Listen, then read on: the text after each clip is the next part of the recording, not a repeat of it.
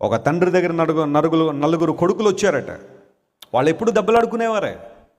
తండ్రి అన్నాడు, రే 4 కర్రలు పట్టరని అన్నాడు. తీసుకొచ్చారు 4. వాటన్నిటినీ కూడా అటాచ్ చేశాడు. 4టిని ఒక చోట పెట్టి ఒక తాడుతో కట్టిన తర్వాత పెద్ద కొడుకుని పిలిచి అడిగాడు, ఒకసారి ట్రై టు బ్రేక్ దెమ్ అన్నాడు. ఈ కర్రలను విరవడానికి ప్రయత్నం చేశాడు, కానీ విరవలేకపోయాడు. 2వ వాడు, 3వ వాడు, 4వ వాడు కూడా అదే పని, విరవలేకపోయాడు. ఆ తర్వాత వాటిని అంటై చేశాడు. ఆ తాడు విప్పేసి ఇప్పుడు ఒక్కొక్కళ్ళకి ఇచ్చి ఇప్పుడు విరవండి అన్నాడు. ఈజీగా విరిచిపడేశారు అందరూ. What is the message that we can learn from it?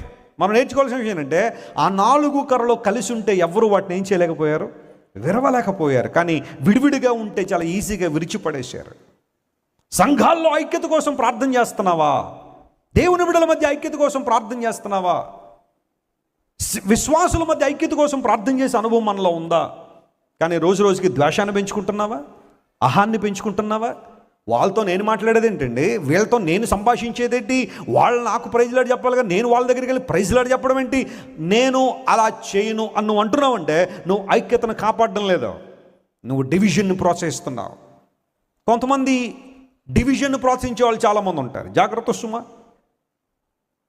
సంఘాన్ని విడగొట్టాలనే ప్రయత్నాలు చేసేవాళ్ళు కొంతమంది ఉంటారు. దేవుని మందిరానికి వచ్చేవాళ్ళని పాడు చేయాలనే ప్రయత్నాలు చాలామందిలో ఉంటాయి. నలుగురిని తీసుకొద్దామని ఆశ ఉండదు, కానీ ఎవరైనా వస్తే వాళ్ళు పాడు చేస్తారు. సేవ చేద్దామనే ధ్యాస ఉండదు, కానీ చేసేవాళ్ళని ఏం చేస్తారు చెప్పండి, వెనకకు లాగేస్తూ ఉంటారు. కానీ దేవుని వాక్యం సెలవిస్తుంది, ఐక్యతను కాపాడుకోండి.